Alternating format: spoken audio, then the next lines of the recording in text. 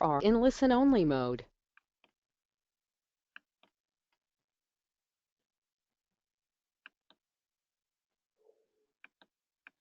We'd like to welcome you out to this month's webinar.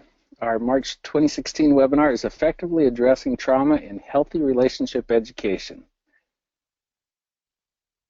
And today we have with us presenting is Carolyn Curtis. And Carolyn, I've actually known Carolyn for, I don't know, probably going on at least 10, maybe even 15 years now.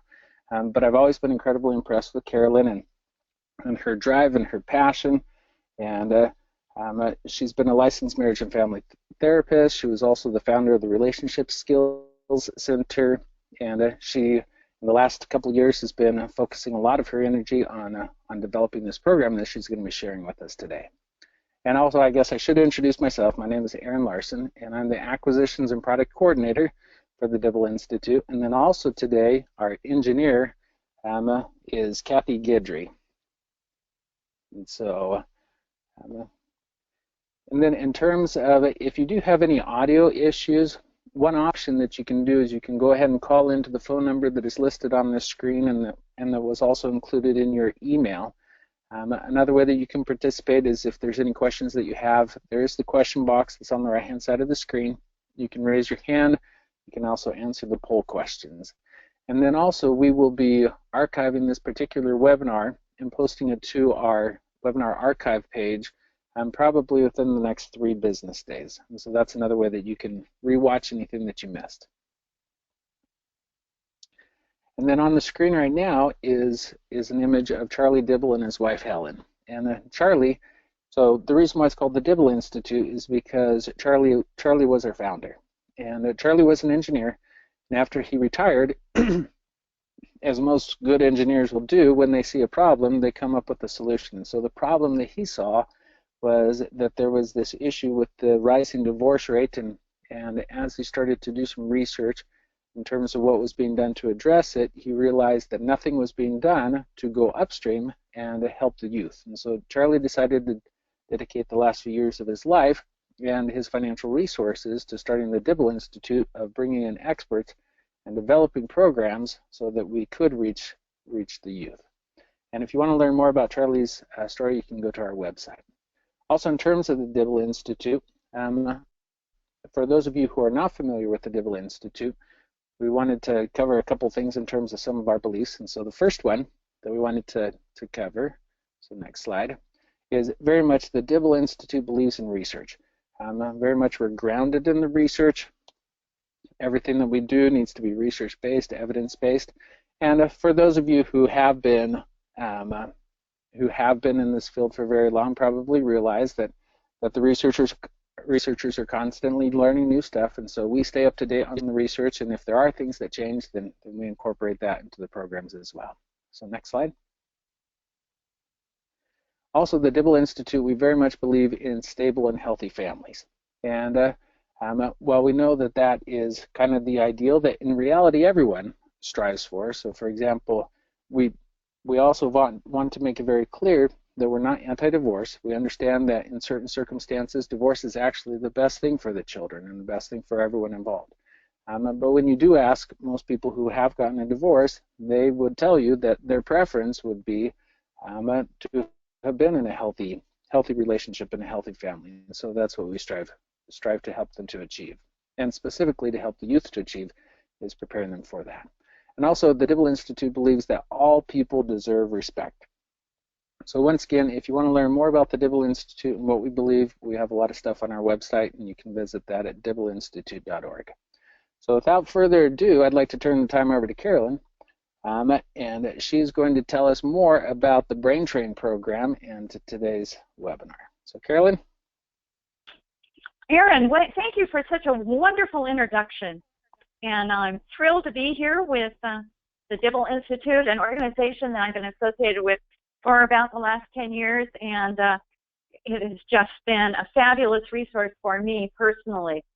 So let's start right in on the Brain Train, and I want to talk about how I've had an interest in trauma dating back to the 1970s. My original background is in something called transactional analysis, where we talked about scripts and then neuro-linguistic programming and adult children of alcoholics and looking at family systems and eye movement desensitization and reprocessing, and more recently, all of the research that's been going into the neuroscience. And so I've been actually immersed in this work. I didn't realize it until I came to look back over it. This is what I've been interested in forever. And then there's my own personal background. And I find that if I'm not just really upfront about this, that my presentation gets dull and stale and boring. So I'm just going to share it with you so that I'm just, as usual, more self-disclosing than necessary. But I find it's the only way to make this presentation to come alive. And my personal background is that I grew up in a highly dysfunctional home. It was upper middle class, but that didn't stop my parents from being alcoholic and yelling and screaming and abusing each other and abusing us. And then my life went on with my first husband dying when I was 28.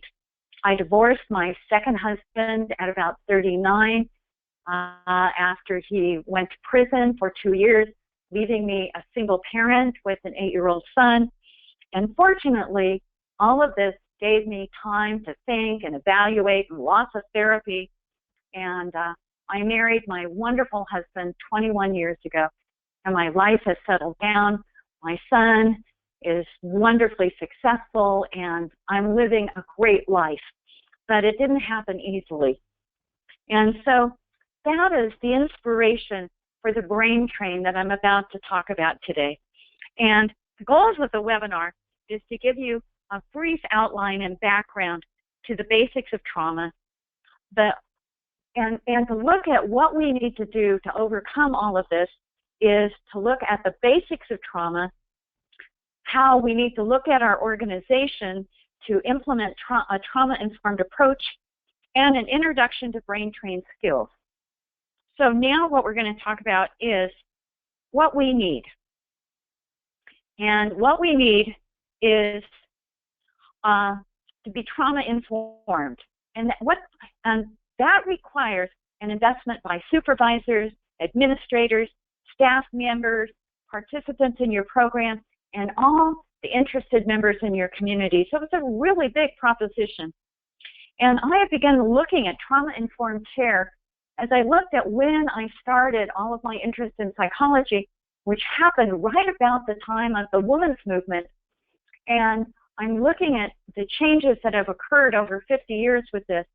And I think that's where we are about looking at trauma-informed care, is we are looking to provide relief from trauma for our consumers and for our staff.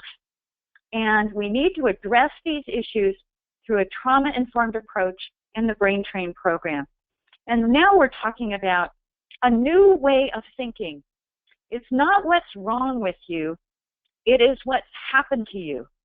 And organizationally, it means it's not what's wrong with the system, it's what has happened to the system and how can we share responsibility for healing. On to the next slide. So why do we need this? You know, trauma has been the elephant in the room. We began this work, we come to find that it's cyclical. People come to us traumatized. And at the same time, we bring our own trauma to the table. And the third step is that when people tell us their trauma story, we experience trauma. And then our system becomes, in a way, many times we start increasing the trauma of the participants that come to see us. For example, and I think this is just stunning, in California, we've passed legislation to reduce the suspensions of kids in school. And it was predicted that our classes would become more chaotic and our kids would do worse. And what's been amazing is that teachers and administrators had to start looking at the underlying problem for why kids were getting kicked out of class. And they found that by taking those steps to find out what was the underlying problem, grades have improved and behaviors in class have improved. So we are typically unaware of the impact trauma is having in our program, and then as a result, we have a tendency to re-traumatize our participants. And for us, our trauma-informed approach helps to explain why we're not successful with some people. And a trauma-informed approach helps to explain the dramatic and unpredictable shifts in behavior for many of the people who we serve. So we need to take a quick look at defining what trauma is. An incident or series of incidents over time that adversely impacts the body and the brain. The trauma creates traumatic memories containing emotions, thoughts, and behaviors. And trauma often creates memories that are implicit. And I'm going to go over that just briefly about what that means. And memories created by trauma can, and often do, last a lifetime. The earlier the trauma, the higher the impact, and the less likely we are to remember what the trauma is. I recently watched a movie called The Year That Dolly Parton Was My Mother. And this looks at issues from an adopted adolescent who at 12 years old discovers that she was adopted, and then later in the movie discovers, or her mother confesses, that she did not want her once she was adopted. And as a result of her mother's reaction, she developed a reactive formation by overcompensating for her feelings towards the child. One of the opening scenes is that this 12-year-old, the mother is cutting her food. Now, we know that deep inside her body, she knew that something was wrong. That's an implicit memory. But she only experienced in her body.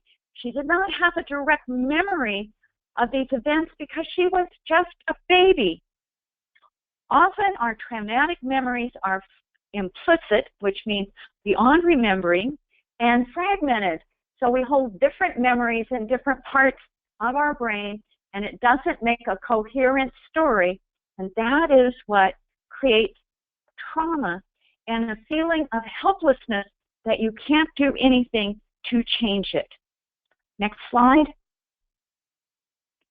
So here are the next 5 components of a trauma-informed care.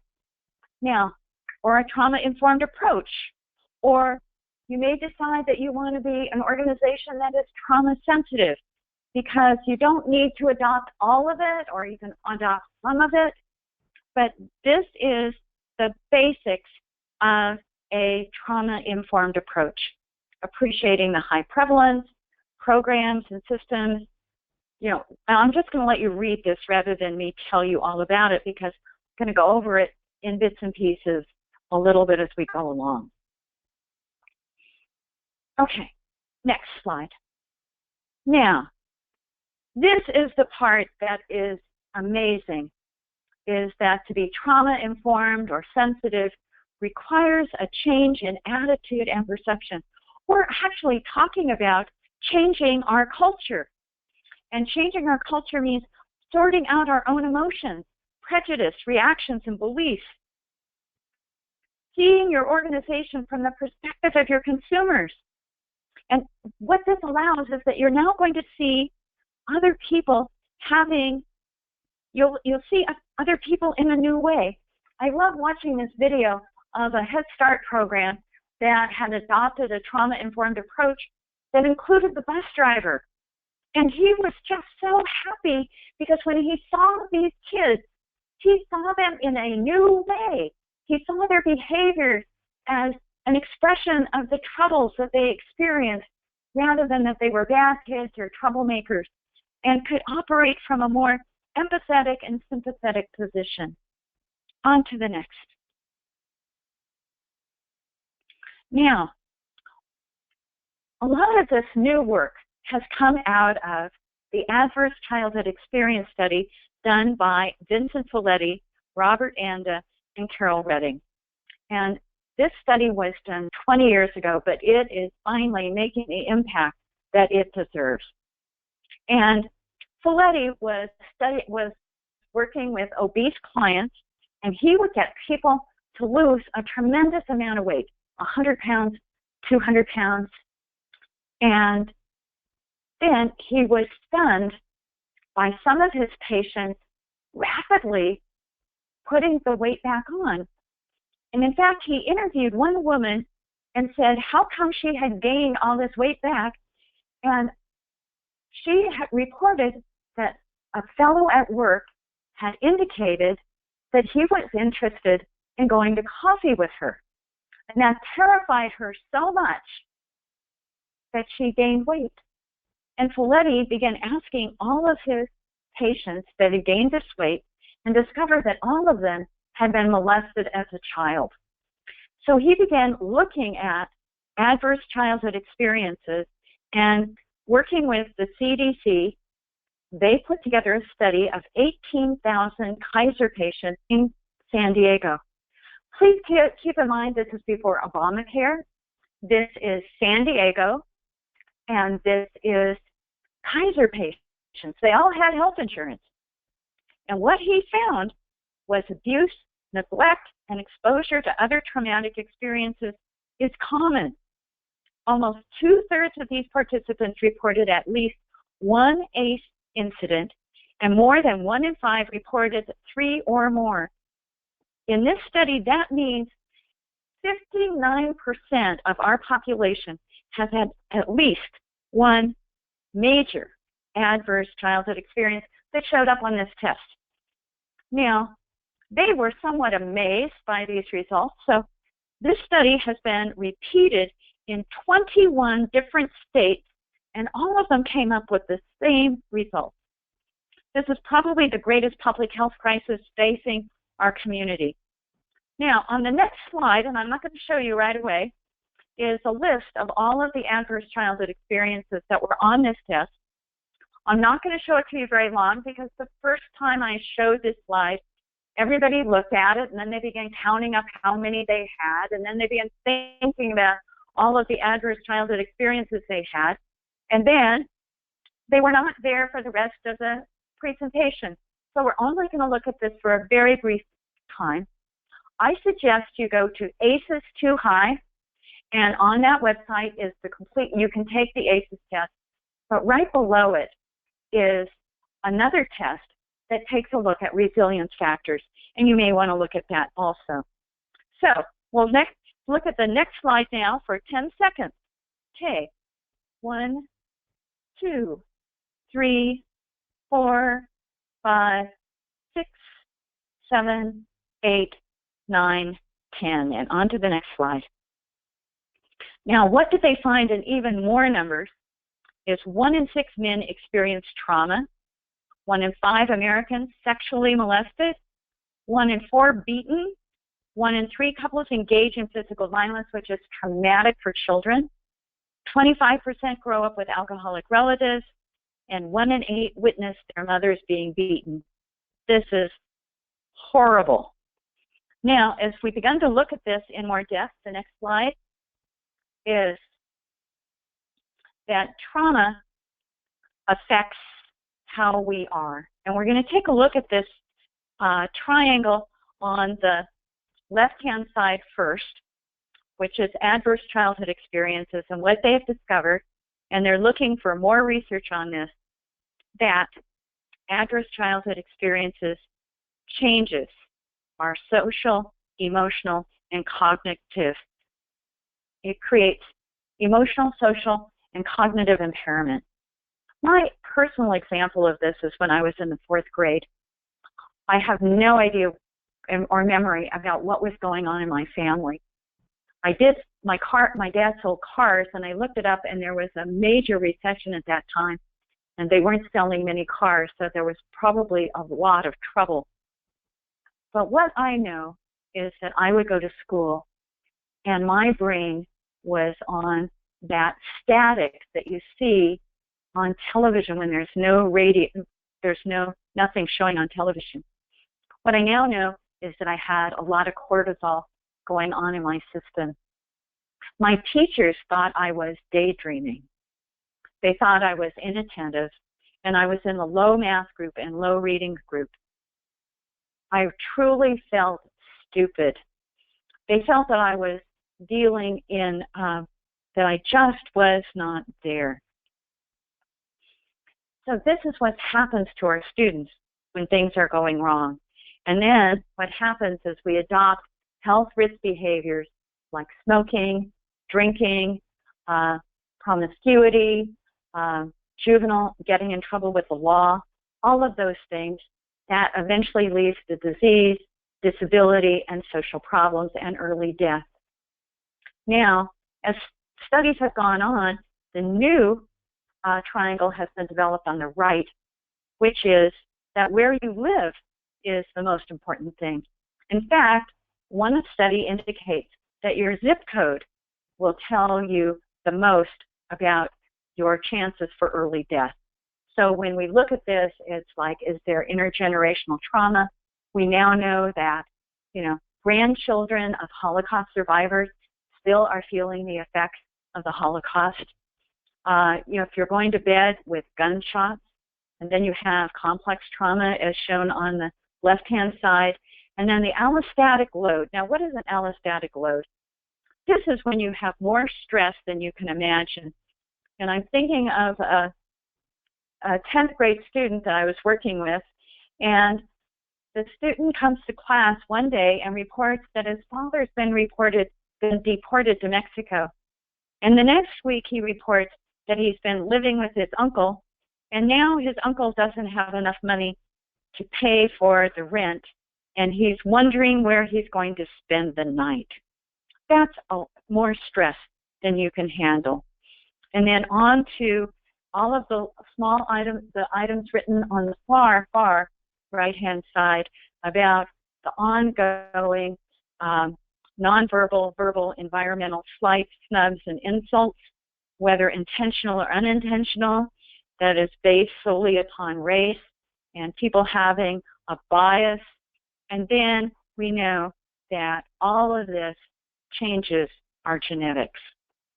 So this is the load. And then, to the next slide, is that people had to tell me that I didn't cover it all.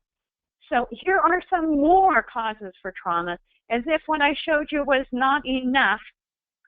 So we're on to hurricanes and tornadoes and houses burning down and war and being a refugee. And the last one is how systems re-traumatize people. I can tell you story after story about people who've applied for funds from workers' compensation and have to go over and over and over again how they were traumatized by what had happened to them at work, and that they were followed, and that entire system of applying for workers' comp was almost more traumatizing than the original injury. So we have this way of our systems re-traumatizing the people who are applying for help. Now, this is a list of all the parts of the brain that are affected by trauma. And how we see this is by people becoming highly reactive or numbing. And I think it's important to remember that these are methods of protection, and they are healthy adaptations for children in situations where there is nothing that they can do, and they're adaptive. But as adults, they don't really work. And also, our brain is designed to protect us. It is to remember the bad, to protect ourselves, and forget the good. It is a survival technique. So if a person was abused as a kid, the brain can be wired to say, I am a person who terrible things happen, and I better be on the alert for who is going to hurt me now. Those thoughts are conscious, and they become stored in a very elementary part of the brain called the amygdala. But what happens to adults when they're traumatized by something terrible they've experienced in the past? Simply put, the brain becomes overwhelmed because the thalamus shuts down and the entire picture of what happened can't be stored in the brain. So instead of forming specific memories of the full event, people who've been traumatized remember images sight, sounds, physical sensations, and without much content. I personally experienced this when I was hospitalized 2 years ago. And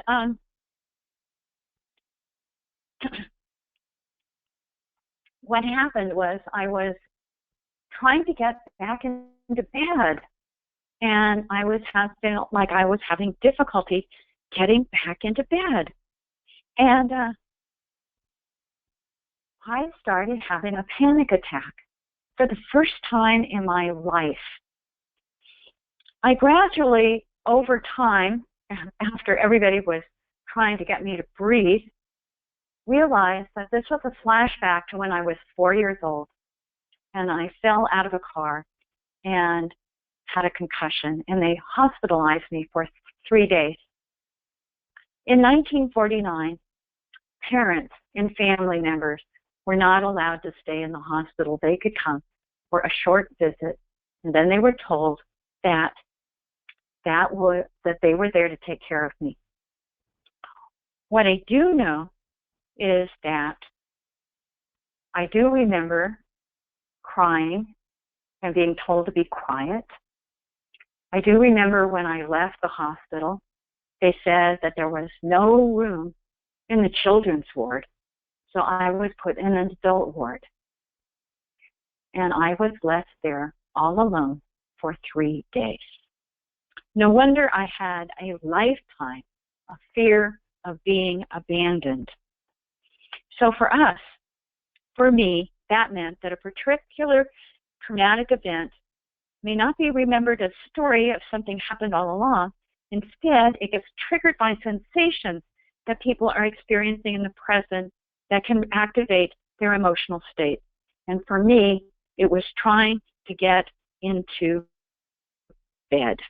And in fact, when I was in the emergency room for a minor surgery, when they pulled up the bed frame next to me, I went, oh my, it happened again. And we immediately told the hospital, you do not pull up the sides on the bed because that will make things worse. So they were very careful of that after that. So what can we do about it? One is we can become a trauma-informed organization, embed techniques and strategies that address trauma in existing programs, embed techniques and strategies to address the trauma, and develop and provide trauma-informed programs for participants and staff. And that means creating a culture of trauma. My favorite example of this is when I formed my organization. When I formed my organization, when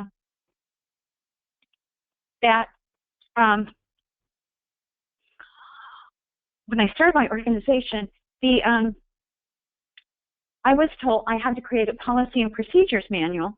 But when I started my organization, I was told to start with a small manual, and each time there was a problem, the manual would grow. Suddenly, you end up with a really large manual. And it's had to change because of behavior of one or two people. So then everybody's going, why do I have to behave this way and do this? And it's because 10 years ago, somebody had messed up. So one is that we have lost track of when we take a look at our policy and procedure manual.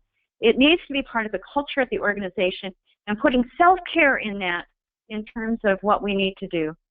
And then what we do for our participants and staff to deal with trauma. Then what we do for our participants and staff, because we many times leave out how are we going to deal with the secondary stress or for our staff. And when I've taken a look at evaluations about programs, one of the huge things is how supervisors bought into this. So on to the next slide. So what we know is there is a resource shortage. So as a result, I developed the Brain Train program to deal with this problem. Because let me tell you, when I was leading my Relationship Skills Center, I kept asking myself, why are these programs more successful. Why has the original research on the effectiveness of relationship education programs been so poor? And I thought, and I also knew that creating healthy families is absolutely essential for the well-being of children. And this has been the question haunting me for the last 10 years. And my answer has been that we need to go deeper. We need to deal with the underlying trauma that interferes with people having healthy relationships. We need to give our families the skills and tools to overcome trauma in a classroom setting based on the structure to aid in their healing. And fortunately, there's been a lot of new research on what we can do. So we developed a program that could stand alone or be embedded into your already existing program. And my thought behind this is there are not enough therapists in the world to address the prevalence of human trauma. So we developed this brain train program based on the newest research in neuroscience and methods dealing with trauma, and build it so you don't need to be a clinician to do this program. They can be taught in the classroom, and great care has been taken to not re-traumatize our participants. So let's move on to the next slide. So, and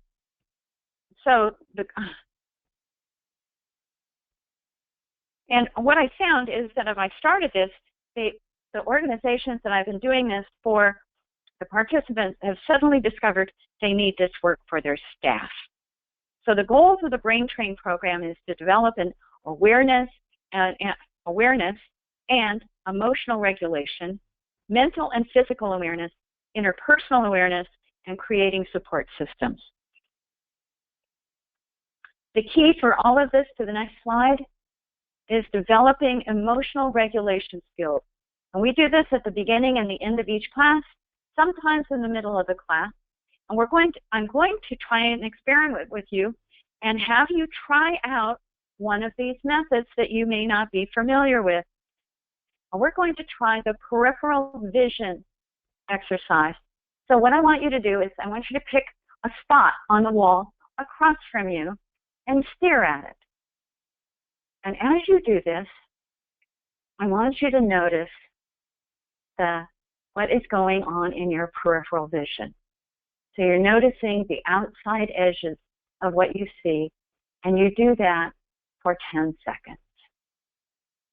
So 4, 5, 6, 7, 8, 9, 10.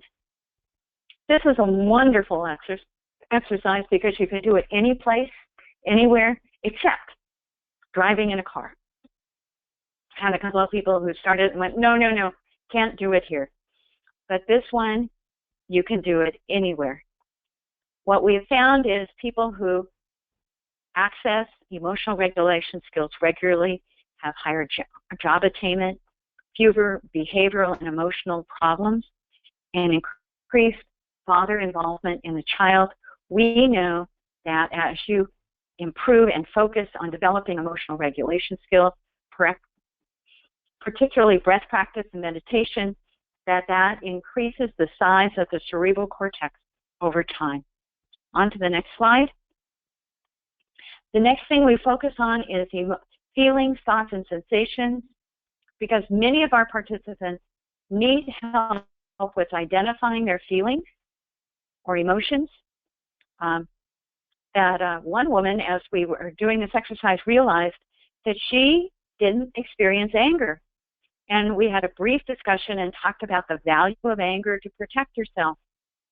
And then another woman we talked about said she hadn't realized how angry she was, and that just by focusing on this, she made a commitment to use the self-regulation skills and manage her anger for the next time. She brought her daughter to the next class, and the daughter was smiling and nodding. And for the woman who never got angry, we talked about how for her, being a child, it was not safe to be angry. We also talk about feelings in terms of too little, too much, and just right, discerning thought from emotions, and learning how to develop a body scan, all in the way of moving forward. Then we build empathy through learning how to listen to others and be aware of, next slide, listening to others and being aware of how other people affect us. We know that communication skills and empathy are an important part of healing attachment injuries. The next slide. The next thing we work on is developing an observing self. And in fact, all the previous exercises build to this one, where people can actually step outside themselves for a moment and take a look at who they are and how they're reacting. I did this work with a group of low-performing 7th graders regarding test anxiety. You should have seen the excitement they had filling out this form. It was exciting. It was like, oh, I get it. I see how all of this works and who I am. And one student talked about not having any test anxiety because he didn't care about his test. And this provided us an opportunity to talk about not caring from the Goldilocks chart.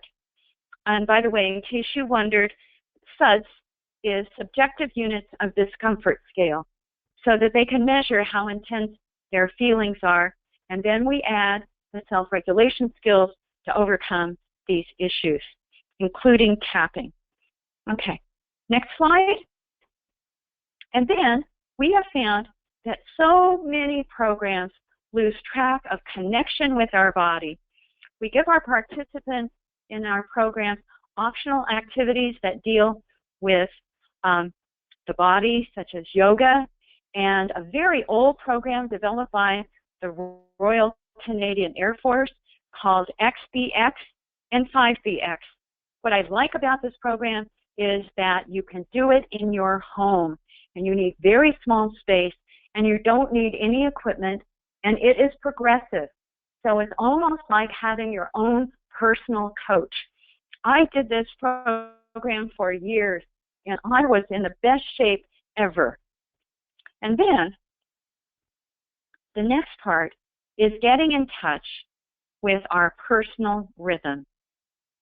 And we're going to try a short experiment here, and we're not going to play it quite yet, but I want you to notice that this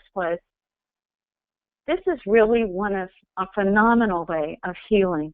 And so many of our cultures adapt this, but we don't know that this is why we're doing it and why we feel so good. This is particularly true in the Native American culture when they go to their powwows and there's all this drumming and dancing. You go to a black church and they spend an hour singing, and they're singing joyful songs, and you walk out elated and in peace. And Bessel van der Kolk noticed this when he went to South Africa, when they were having the conversations about all of the horrible things that had happened in their culture. And when things started getting tense, they would all leave the room and go and dance and drum until they were peaceful. And then they could come back and have another conversation. So we're going to play a short video of William Farrell singing Happy. What I'd like you to do, please do this with me, because I'm going to feel like a fool if I'm doing it by myself, is we're going to play Will Ferrell's Happy. Okay.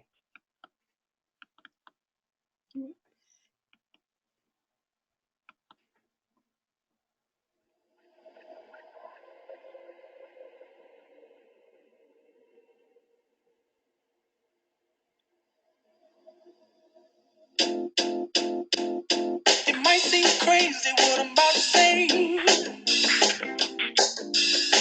Sunshine, she's here. You can take a break. I'm a hot air balloon that could go to space with the air, like I don't care, baby, by the way. Because I'm happy, I'm alone. If like a room without a room. Because I'm happy, I'm alone. If you feel like happiness is true. Because I'm happy, I'm alone. If you know what happiness is you. Because I'm happy, clap along if you feel like that's what you want to do. Here come bad news, talking this and that. Give me all you got, don't hold it back. I should probably warn you, I'll be just fine. No offense to you, don't waste your time. Here's why. Because I'm happy. I'm happy. Feel like a home without a roof. Because I'm happy. Clap along if you feel like happiness is the truth. Because I'm happy. Clap along if you know what happiness is to you. Because I'm happy. Clap along if you feel like that's what you want to do. Okay, Kathy, let's stop it here. All right. Now, I hope you had a great time with that. And I want you to know this is available on YouTube. The one I showed you is 24 hours of Will Ferrell doing this, and the video clips are from all over the world. This song has gone viral. In fact, a group in Pakistan tried to make a video to put in here, and they were arrested. I guess they were just too happy. And every time I play this for a group of people, at least 25% of the people in the audience start crying. And I'll tell you, I did too. I have been battling cancer, and it looks really promising. And when I look at this, I'm just aware of how happy I am and joyful and excited about my life. And so pardon me for being tearful as we sing this, but I hope it touches your heart too. And if you have some time, go listen to it some more. So, on to the next slide. Okay, now, slide versus decide. And this comes right out of Scott Stanley's work on cohabitation. I love this phrase, that we talk about how people many times made decisions about their relationship and then made their decisions, but they didn't decide about having a relationship. One night, they got a toothpaste and toothbrush and left it there and brought over a jacket and a few other things. And then, they needed to have their lease ran out. So it was more convenient to just move in. But nobody made a decision like we want to be together forever. So they just slid into it. And those relationships were not very satisfactory. Those people who decided we are in the process of getting married, we're in the process of having a lifetime relationship, those relationships were highly successful. So they decided rather than slid. Now, what do we know about people who've been traumatized? Is they have a sense of a foreshortened life. Many people I've worked with who have been traumatized say to me sentences like, I never thought I would live to 18. I never thought I'd live to 21. I never thought I'd live to 30. Well, when you have those kind of beliefs, you don't plan for your life. You just let it happen. And there's no guidance about how do you decide your life. What a stupid concept, or I never even considered it. So we have a life compass where we take some time to have our participants make decisions about their life and various facets of their life about what they would like to create and make happen. New concept for most of the people in our classes.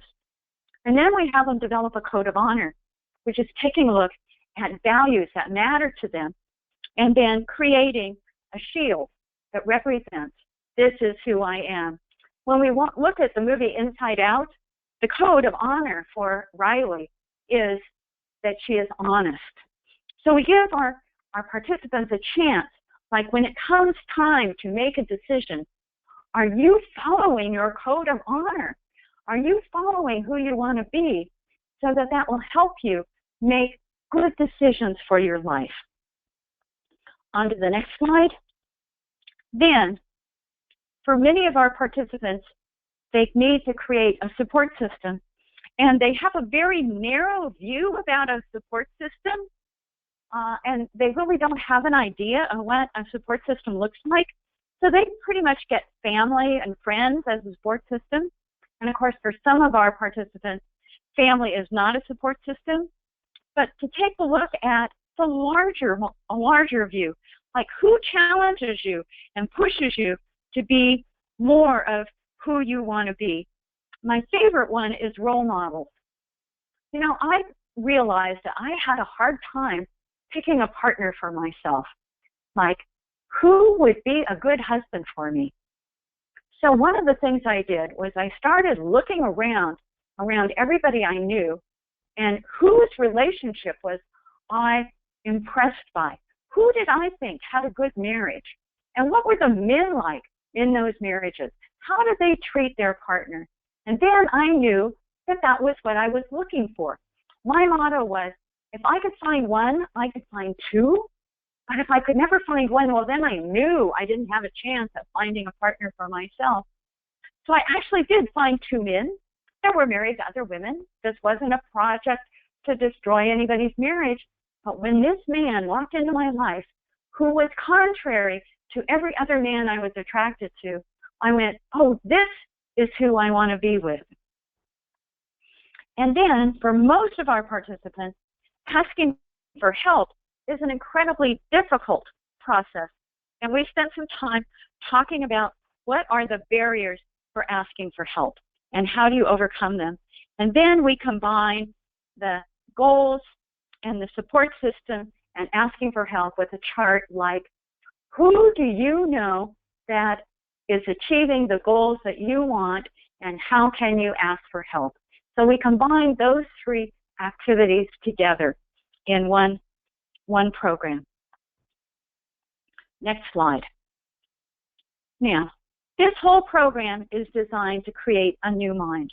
That's why we call it Building Brain Train. Dan Siegel, who is just does fabulous work in the world of neuroscience, says, we cannot think our way of being. We cannot think our way to another way of being, but we can grow our brains.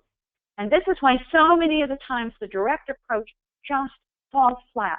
If you have all kinds of cortisol running in your system, you are not able to think.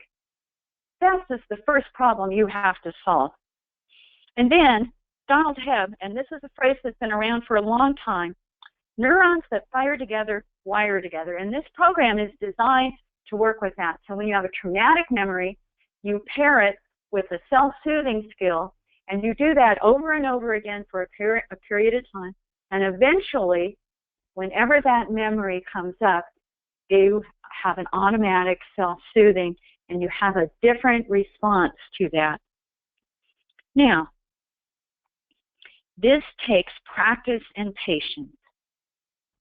Now, one of my new favorite stories is a story of my husband who came home and told this story about a woman he had been working with. And this woman walked into his office and said, now I get it. She, and all Chuck had been doing with her, is every time she experienced discomfort, he taught her to self-soothe. She came in and said, I got it. When I was 12 years old, I got pregnant. And my parents shipped me off, and I had my child, and it was put up for adoption. And then I returned home, and it was never discussed again. And I have been so confused about what had happened there. Because this memory was so fragmented, she needed enough self-soothing to remember this without re-traumatizing herself. So with practice and patience, we can see major changes. Many times it's not overnight, but these techniques work. So on to the next slide. So what can you do now? What can we do right now to make this start being different? And the first one is here are two things that you could do following this workshop. One is, when you see people who have troubling behavior, appearance, attitude, ask yourself the question, what has happened to this person? Why are they this is how come they're acting this way. When you find yourself upset and not peaceful, do a self-soothing practice, and that will help calm you. Now, if you'd like more information, I'm doing a 2-day workshop in Los Angeles, sponsored by the Fathers and Families Coalition of America, and it's being webcast. So if you're interested, the first day is I'm working on, we're talking about trauma-informed care, and the second is the brain train, and I'm doing it at the City of Long Beach Head Start Program Teaching Training Center in Signal Hill. And I truly hope you will join us. And I'd like to finish this with one of my favorite stories from Women Who Run with Wolves, because I think this is what we do. This is a story of an old, wise woman who wanders through the desert of Arizona, and she gathers bones, and she takes them into her cave, a safe, warm, stable place. And she lays them all out in order, and then she sings to them and prays over them. And with that, these bones flesh over and gradually turn into a wolf. And she continues to sing and praise and soothe, and the wolf gathers up and turns into a woman and dashes out of the cave to laugh and dance and sing. And that is the work that we do. So thank you so much for joining me, and I'm sure we have a few times for questions. Yeah, so thank you, Carolyn. And so if anyone does have a specific question for Carolyn, if you go ahead and just in the right-hand side of your screen, there should be a question box. And so if you just type that in, then I'll be able to pass that question along to her. And in the meantime, Carolyn, while we're waiting, I was just curious if you had any more examples from all that time that you spent with the Relationship Skills Center. Were there any other examples, especially as you were working with youth? Since a lot of the people on the call today specifically do work with youth and in the context of relationship skills. Did you have any other specific examples of what you saw and how it could have helped more, and what you would have done differently? One is that in my in the work I was doing with these I was working in Encina High School, which is one of the lowest performing schools in California, and then I was working with a group of 7th graders who had been designated as least likely to graduate from high school. And what I found was that I needed to do more self-soothing skills. This was a place where I really got to find out what worked and what didn't work. And one of the things that I found is every class needed to start with a self-soothing skill. Every class needed to end with a self-soothing skill. And for this class, who could maintain self-control for only about 10 minutes, that I needed to insert more of these. And then I wish I had insisted that the teacher in the class adopt some of those procedures so that they would have that experience all day long. I did get that they got it. The other thing I did that was really successful, because I had to be very careful not to re-traumatize these kids that were already horribly re-traumatized. So what I did was I showed the marshmallow video. And for those of you who may not be familiar with it, it's about these 4-year-olds that are put in a room with a marshmallow and told that if they could wait, that they could have a second marshmallow.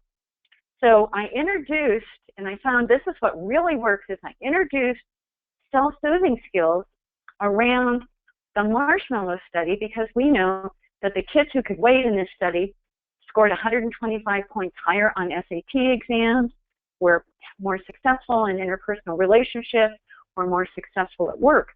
So we started talking about how come some kids could wait and some kids couldn't. And by the way, I put a marshmallow in front of every kid.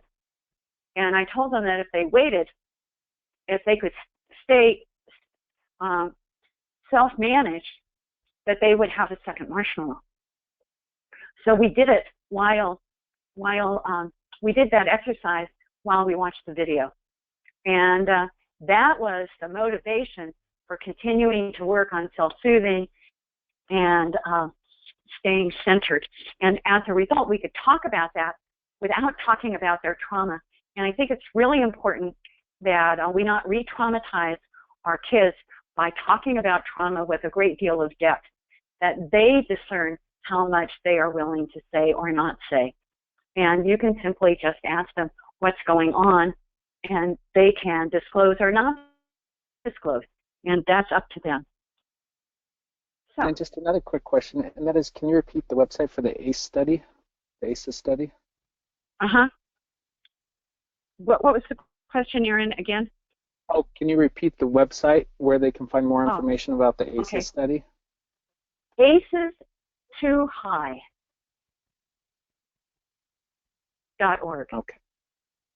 And you also, can somebody else was, by the way, let me add in that at ACEs Too High, they have a group for educators, and you can get updates about how trauma-informed care is being put into high schools all over the United States, and their success stories and how it works and what things work and what things don't work.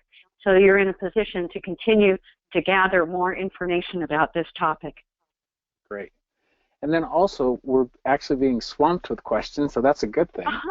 So if we don't get to your question in the next 4 minutes, just know that we actually do have a copy of all the questions, and that we'll be able to get back to each individually.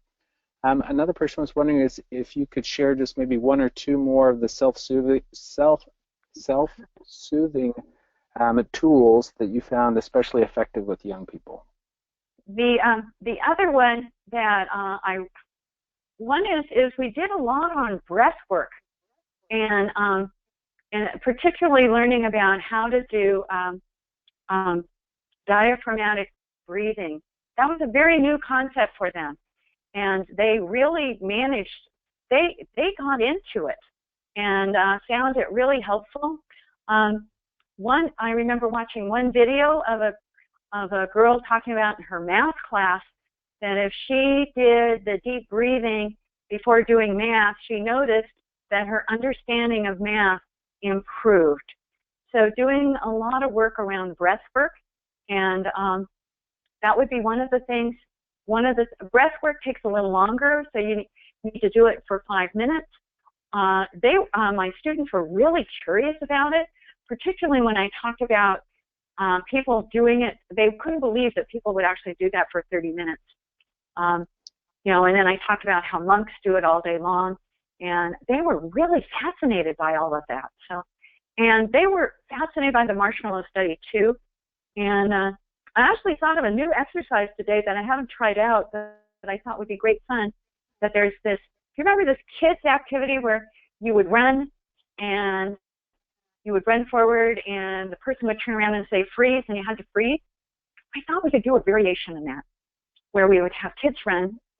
They would take their pulse rate, they would run, turn around, freeze, and then they would take their pulse rate again and see how long it took to get their pulse rate back to normal. So now it's not a contest between people, it's really something that they do for themselves, and they learn how to manage the ups and downs. And we know that part of healing is learning how to manage the up and down of feelings.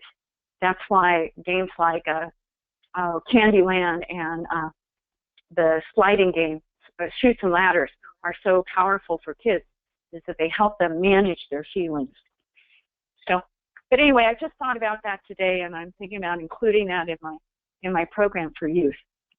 No, that's a great one. And we've actually had a lot of questions too. In fact, there's been so many people that have been impressed with the presentation so far that they're asking, are we going to archive this webinar?